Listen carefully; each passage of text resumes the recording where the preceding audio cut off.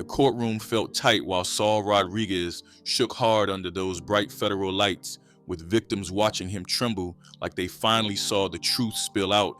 The same man who once snatched cartel suppliers off busy streets now struggled to breathe as families asked why he stood at funerals acting loyal. His voice cracked while guards shifted nearby and the whole place waited for answers he could not shape.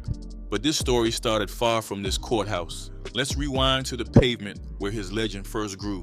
Saul Rodriguez came up in Little Village, a crowded slice of Chicago where young kids learned street codes earlier than multiplications, and he followed that rhythm before most adults noticed the shift. He drifted into La Raza during his teen years, chasing identity among friends who understood survival better than textbooks. His neighborhood gave him toughness and sharp instincts, and his early movements showed ambition that stretched wider than his block. Older guys saw a kid who watched everything quietly while dreaming bigger than street corners, and that mindset shaped his climb long before his name held weight. He grew comfortable wearing loud outfits that announced confidence, and those bright clothes worked like personal branding for a young hustler trying to elevate his profile. Money flowed into his pockets early, and that cash boosted his desire for faster advancement, driving him into hustles that elevated his reputation. People noticed he rarely raised his voice, yet commanded attention with calm gestures, and under that calm lived a sharp predator studying every opportunity. His friends spoke about his knack for balancing charm with silent aggression, creating an energy that placed him in rooms other teens never entered. He started moving differently than typical young gang members, stepping into legitimate pathways without losing connection to the pavement. His decision to flirt with real estate shocked many who grew up around him, since he shifted from alley conversations to contractor meetings within a short stretch. He pushed zoning plans around Brighton Park with confidence unusual for someone still learning adulthood, and he built condos before some rivals built savings. These moves spotlighted his ability to merge street grit with business polish, creating a dual identity that worked like armor and camouflage. He entered boxing circles next, sitting ringside at Playboy Mansion events and shaking hands with people who assumed he came from clean soil. His split life sharpened during these moments, revealing a man who could adjust his tone easily while masking the criminal ambition boiling underneath. The South Side created his edge, but his dreams stretched past local sets. His eyes aimed toward a life where he controlled multiple lanes without looking anxious. He learned to carry separate identities effortlessly, switching between hustler and businessman without visible stress. Those layers defined his early steps, and those layers predicted the cold strategist he would eventually become. Everything changed in 1996 when Saul caught a marijuana case that could have stalled his rising momentum, and that arrest placed him in the path of someone who altered his entire trajectory. Officer Glenn Llewellyn walked into his story with a badge and sharp instincts, and he studied Saul the way hunters study prey. Llewellyn flipped him into a confidential informant, pulling him into a hidden world where crime and police work blended into something twisted. That partnership became the foundation of a secret empire fueled by money, deception, and selective violence. Saul fed Llewellyn intel about rival dealers moving weight across Chicago, and the officer staged traffic stops that looked official but operated like robberies.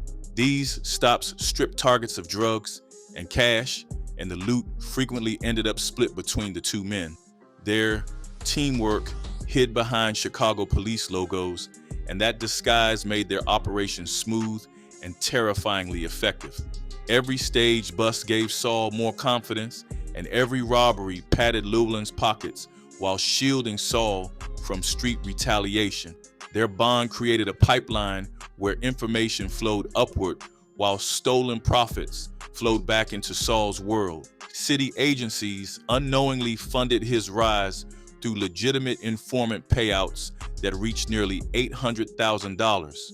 This money, combined with stolen cartel products, gave Saul ammunition to expand his influence rapidly. The police department became a protective wall around him, allowing him to walk through dangerous spaces without trembling. Rivals whispered that he operated with invisible armor, and those rumors strengthened his reputation further. He enjoyed levels of protection that few criminals tasted, and that protection encouraged him to sharpen his ambitions dramatically. He drifted from informant to co-architect of a criminal operation structured around law enforcement knowledge, and that shift occurred gradually but firmly. Llewellyn taught him how investigations moved, how surveillance teams tracked suspects, and how officers prepared evidence. Saul absorbed this knowledge like a dedicated student, using those lessons to outmaneuver people who assumed he stayed at street level.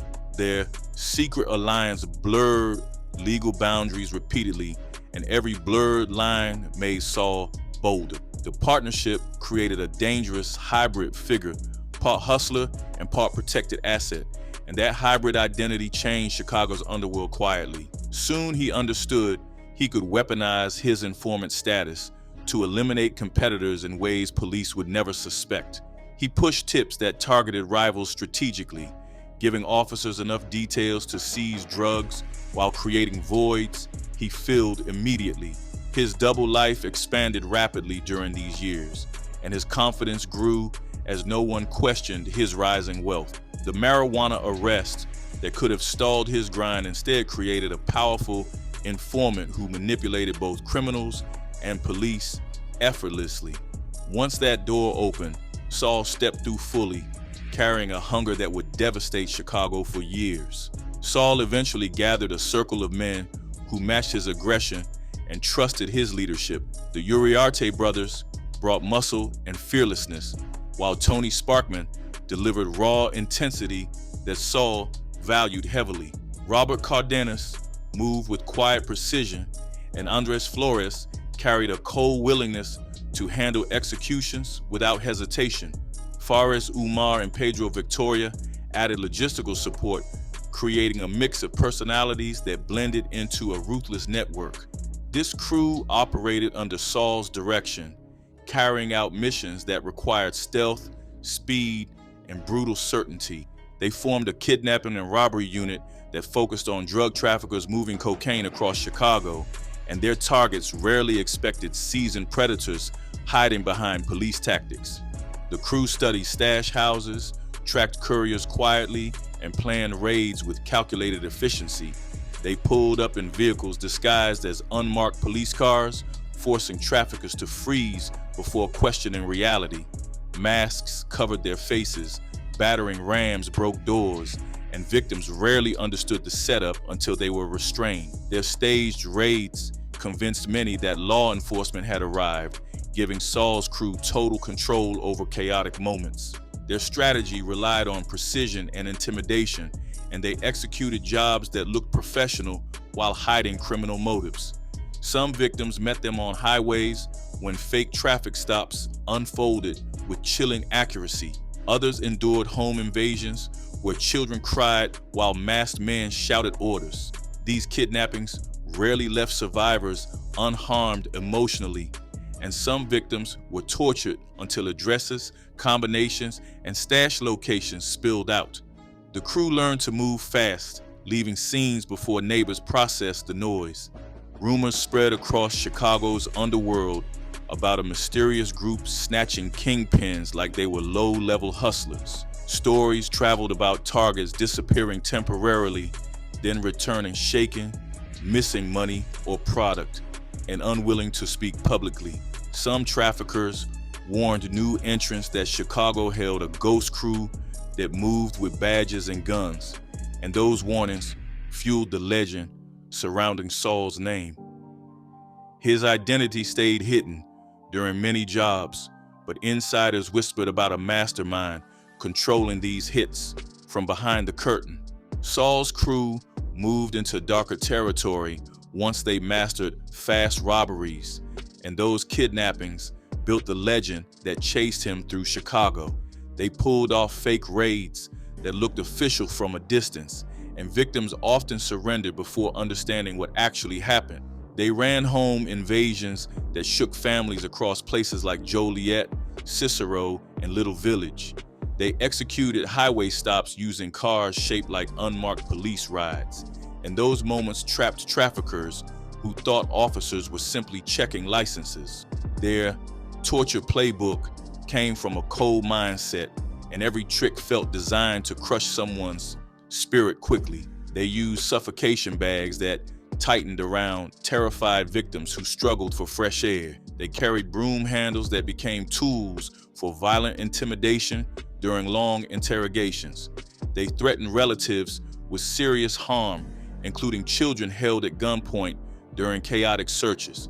They destroyed people psychologically by keeping them blindfolded for hours under bright basement lights. They forced grown men to confess imaginary stash locations just to stop the fear. One of the most heartbreaking cases involved Jimmy Lopez, a Northside rim shop owner who trusted Saul deeply. Jimmy believed Saul was someone who could help fix problems, and that trust fooled him completely. The crew grabbed Jimmy violently and rushed him into a hidden location where the suffocation bag nearly caused him to choke. Jimmy begged for someone to call Saul, not realizing Saul ordered the entire job himself. His family eventually paid roughly $800,000 for his release, and Jimmy later explained how close he felt to death during that ordeal. Several home invasions involved elderly victims who never carried any drug connections, and those raids traumatized children watching masked men smashing doors. One incident included a 68-year-old grandmother held hostage while the crew searched every room. Kids screamed while loud footsteps echoed through their home, and that memory stayed with the neighborhood for years. The crew continued hunting down supposed money holders even after finding almost nothing inside these houses. Some targets were not even major traffickers, and the crew sometimes walked away with only $2,000 after destroying entire households. Those low-profit raids showed that Saul moved with cold focus rather than selective strategy. He wanted people to fear his reach, and that fear grew every time another victim disappeared into a van. The randomness of these attacks confused the underworld, since nobody knew who might be next. Other criminals began whispering Saul's name with quiet anxiety, and many described him like a ghost sliding into locked rooms effortlessly. They feared his tactics more than actual police, since real officers rarely threatened children or used broom handles on helpless victims. Word traveled through stash houses and garages that Saul's crew might hit anyone carrying even a small load. Dealers mentioned his name at night with hushed tones, feeling like he lurked near every alley. The mystery surrounding him turned common criminals into paranoid watchers, scanning their windows constantly. That growing reputation became its own weapon as his crew expanded their range across Chicago. People wondered how he carried such nerve while stepping through doors so violently. Stash house guards heard rumors of masked figures posing as law enforcement, and those stories made them uneasy. Saul's influence strengthened with each kidnapping, and his methods reshaped the entire trafficking scene. Fear attached itself to his name before anyone saw his face, and many targets understood too late who ran the operation. That era left behind a long list of broken survivors who never fully recovered from what they endured. Saul eventually relied on Flores as his main execution arm, and Flores accepted that role with chilling calmness. Andres came from neighborhoods where violence shaped entire lives, and he carried a reputation for handling pressure without hesitation. Saul valued that steady presence and trusted Andres with tasks that required absolute ruthlessness. Their partnership helped Saul enforce power across various Chicago corners. One of the darkest moments involved the murder of Juan Luevano, who once considered Saul a close friend. Juan made the mistake of dating a woman connected to Saul, and that decision sealed his fate rapidly. Saul sent Flores and Manuel Uriarte to locate Juan in Cicero, and they used a stolen photograph to confirm his identity. Flores waited outside the woman's home on June 3, 2000, while Juan stepped out of a vehicle unaware of the danger. The killers approached quietly and fired multiple rounds before escaping into the night. Saul later attended Juan's funeral, carrying a grieving expression that fooled everyone present. He hugged relatives while offering soft words that sounded genuine to people who trusted him. Some family members believed Saul truly felt devastated by the loss, not knowing he authorized the killing. Years later, those same relatives confronted him in court, questioning his motives with raw emotion. Another murder involved Michael Garcia, who became a target through someone else's revenge plans. A gang associate believed Garcia played a role in his brother's death, and he requested assistance from Saul. Flores returned to action during that job, stalking Garcia outside his Southwest Side home on May 31, 2001. Once Garcia appeared, Flores ambushed him with several shots before finishing the job with a final round. He returned to Saul expecting payment and recognition, and Saul continued directing Flores toward additional contracted violence. Flores handled 2 attempted hits in later years, including an incident outside a Chicago bar where the target survived multiple gunshots. He also prepared for another hit that collapsed when police noticed him reading a Maxim magazine while conducting surveillance. Officers searched his vehicle and discovered a compartment designed to hide weapons, making the situation nearly disastrous. That moment pushed Flores away from the killing business, and he informed Saul that his execution career ended immediately. People wondered how Saul could sit comfortably with the families connected to men he ordered killed. He maintained a calm demeanor that made him difficult to read, and that silence protected him from suspicion. His ability to blend into emotional spaces without slipping revealed a manipulative edge rarely seen among underworld figures. He separated his violent actions from his public presentation smoothly, allowing him to appear trustworthy during sensitive gatherings. Saul's emotional control confused many observers who later learned the truth about his involvement. His murders strengthened his reputation within criminal circles, and that influence carried him into even more dangerous territory. Chicago's trafficking scene shifted heavily during the mid-2000s when the Flores twins controlled multi-ton cocaine shipments flowing from the Sinaloa cartel into the Midwest. Pedro and Margarito Flores operated quietly across Little Village and West Side pockets while moving weight at levels rarely touched by local groups.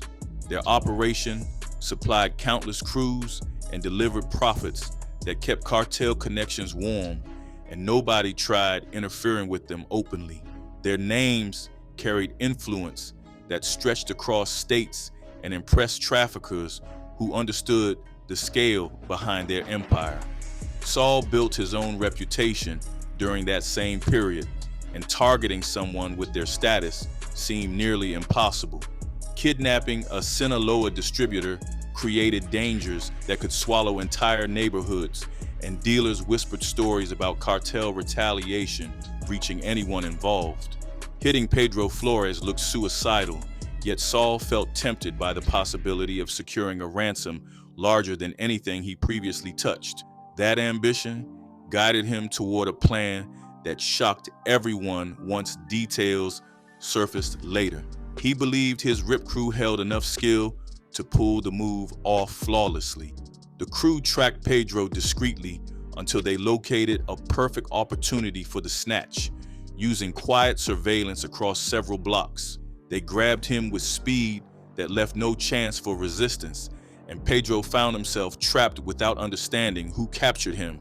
The crew moved him into a controlled environment where they demanded a ransom measured in cocaine rather than cash. Margarito Flores responded immediately, driven by fear of losing his brother, and negotiations grew tense as hours passed. He eventually pushed forward more than 100 kilograms of cocaine valued between $1.5 and $2.4 million. Saul's crew collected the load with excitement, knowing the haul eclipsed earlier robberies by a wide margin. They returned Pedro safely once the exchange concluded, leaving the Flores family rattled and stunned by the audacity behind the kidnapping.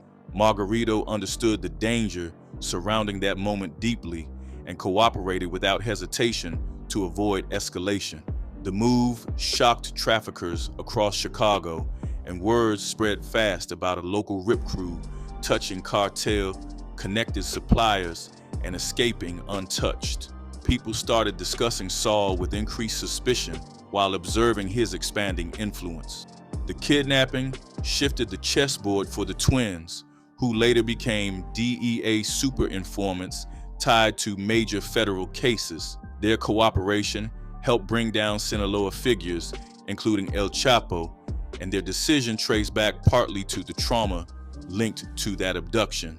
The event made them reevaluate their safety within the drug world and pushed them toward law enforcement collaboration. Saul unknowingly created a path that later played a role in major criminal prosecutions stretching beyond Chicago. That pivot left many traffickers questioning who Saul might target next. Once cartel networks learned Pedro Flores endured a kidnapping, they began paying close attention to Chicago activity. Saul's operation attracted cartel eyes that watched from a distance while assessing potential threats. That increased scrutiny created long-term pressure that people around Saul recognized quickly. His name reached its highest point after the Flores incident, and his enemies multiplied as traffickers realized someone dared to strike at the city's most protected distributors. That moment represented a peak for Saul's power, but it also marked the beginning of dangerous exposure that would haunt his entire crew later. Saul's confidence surged after his biggest score, and his crew soon targeted a stash house in Joliet believed to contain 300 kilograms of cartel cocaine. That location sat inside a quiet neighborhood far from heavy police presence, and watchers believed the shipment remained secure. Saul identified a window that allowed his crew to breach the spot with swift force and seize whatever they found. They entered violently, using a battering ram, before sweeping the house for hidden compartments.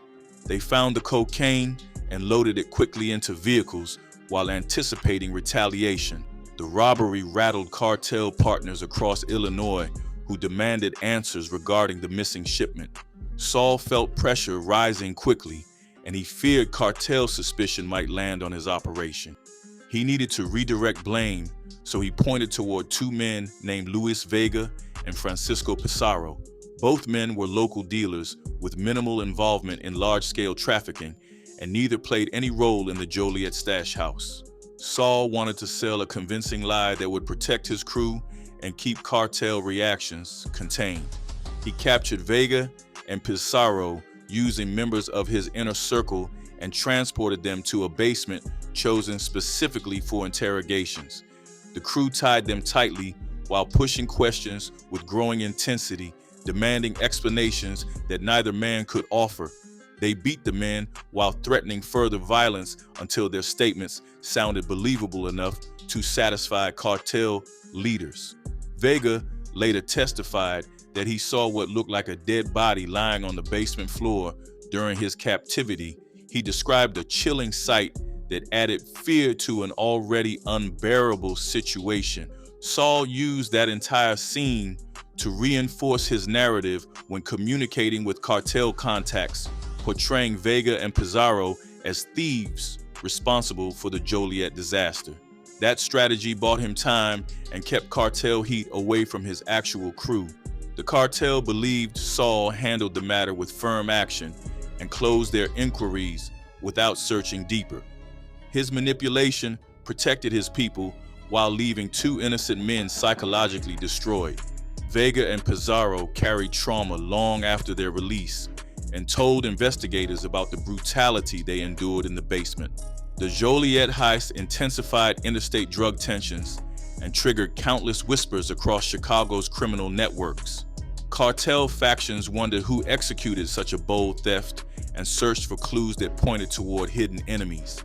Those suspicions highlighted Saul as a potential threat, though his clever misdirection shielded him temporarily. He remained in the shadows while traffickers scrambled to understand shifting dynamics shaped by missing cocaine and tortured scapegoats. His deception bought him distance from cartel wrath, yet the event added another dangerous layer to his growing story. His operation continued operating while larger forces studied Chicago carefully, waiting for the next sign of disruption. Things shifted sharply in early 2009 when Saul heard whispers about a massive cocaine shipment sitting inside a warehouse in Channahon. The location sat deep in industrial space outside Chicago, and the story claimed nearly 600 kilograms waited inside untouched. Saul viewed that load like a final crown jewel, and his confidence made him believe his crew could secure everything smoothly. He gathered his closest operators and mapped out a strategy built around speed and surprise. They met several times at Polecat Strip Club in Bridgeview, where loud music covered their conversations. Those sessions carried massive bravado, while Saul hyped the opportunity like a life-changing event. Some crew members raised concerns about unknown risks, and Saul offered firm reassurance that the plan remained airtight. Drinks flowed through the table while men talked about the shipment with growing excitement. The energy around those conversations convinced everyone that the upcoming move would elevate their status further. Nobody suspected that one member already cooperated with the DEA, feeding agents crucial updates about every discussion. Federal authorities built an elaborate setup waiting quietly near Channahon, and they wired the entire warehouse with surveillance equipment. The cocaine stored inside consisted of fake bundles designed to trigger arrests once Saul's group arrived. Agents positioned vehicles around the area and staged everything for a swift operation.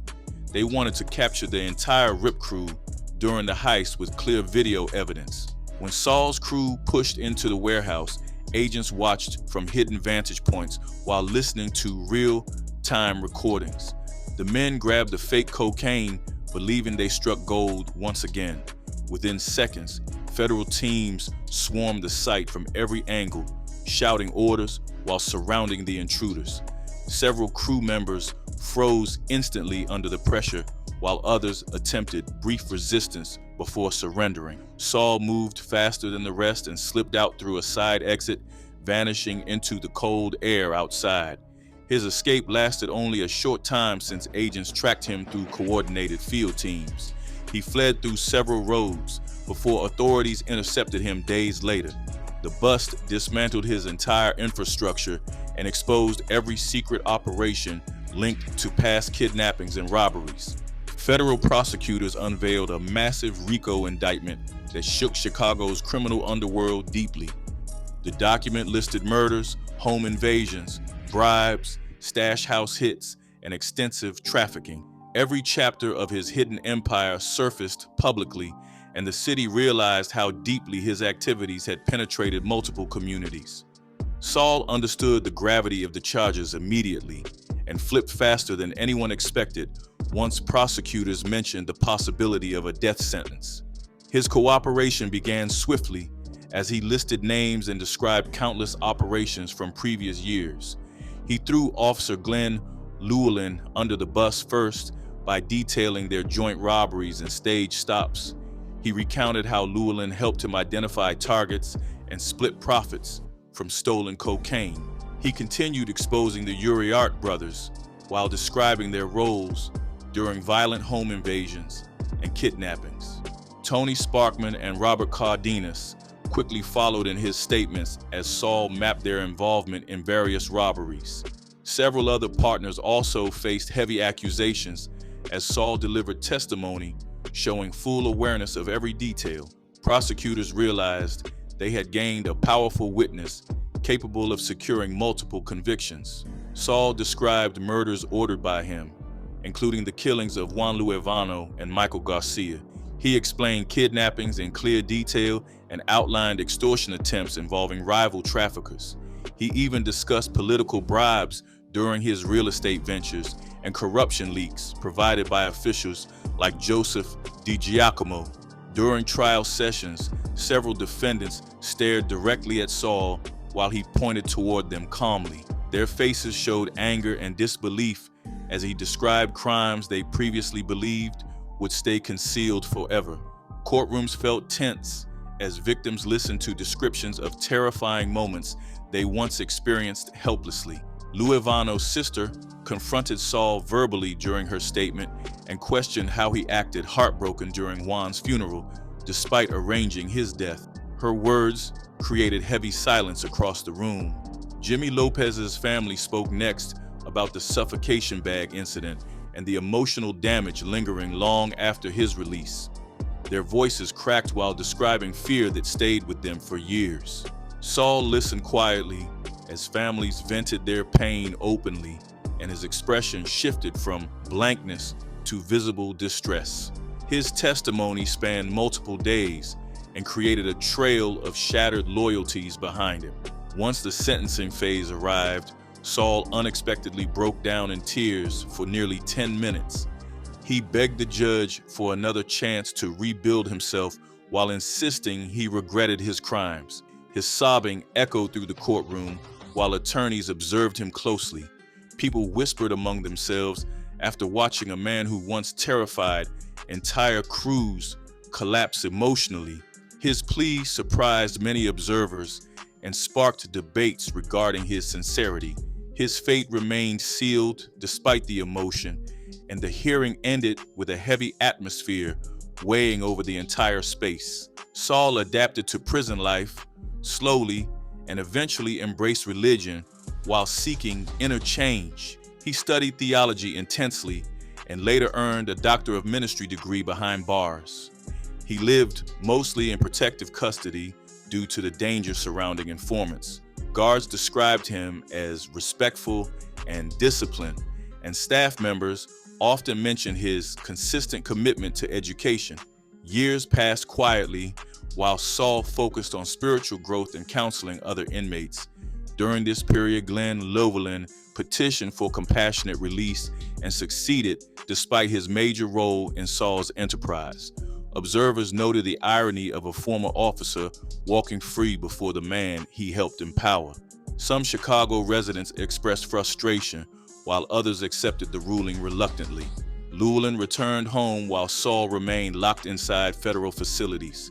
Court filings referenced Llewellyn's rehabilitation, though many victims felt uneasy about his release. The Flores twins later revealed they forgave Saul for the kidnapping that changed their path drastically. Margarito Flores stated publicly that he viewed forgiveness as essential for personal healing. He mentioned that Saul's experience could help steer young men away from destructive choices. The twins even expressed willingness to involve Saul in anti-violence programs if he re-entered society. Their stance shocked many people who remembered the trauma tied to Pedro's abduction. Saul eventually filed his own request for compassionate release, citing medical concerns and a clean disciplinary record. Several prison officials wrote letters supporting his petition and described him as a transformed individual. Family members of victims reacted harshly and insisted he should remain incarcerated for the remainder of his sentence. Former enemies viewed him differently and saw his story as a warning about unchecked ambition and hidden corruption. The judge now holds the final decision, and Saul waits while hoping to step outside federal walls again someday. The question remains unanswered as people debate whether his journey deserves a new chapter. His fate hangs in uncertainty while discussions continue regarding justice and redemption.